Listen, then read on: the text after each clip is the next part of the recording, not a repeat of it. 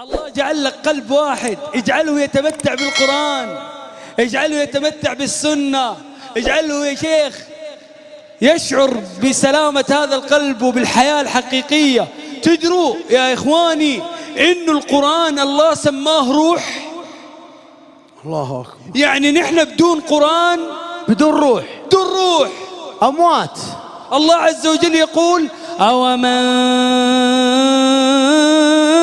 كان ميتا فأحييناه. كان ميت بعيد عن القرآن، فلما نقبل على القرآن أصبح حي. أومن كان ميتا فأحييناه وجعلنا له نورا يمشي به في الناس كمن مثله في الظلمات ليس بخارج منا كذلك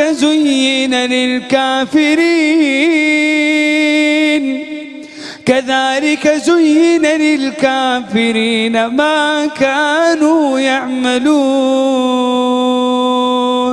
الله عز وجل يقول: وكذلك أوحينا إليك روحا من أمرنا.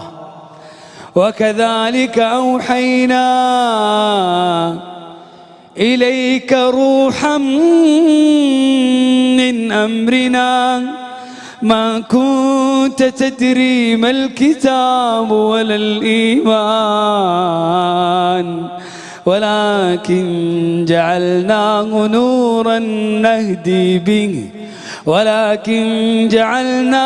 نورا نهدي به من نشاء من عبادنا وإنك لتهدي إلى صراط مستقيم. الله ينادي جميع الناس: يا أيها الناس قد جاءكم برهان من ربكم وأنزلنا إليكم نورا مبينا. فأما الذين آمنوا بالله واعتصموا به فسيدخلهم في رحمة منه وفضل ويهديهم إليه صراطا مستقيما.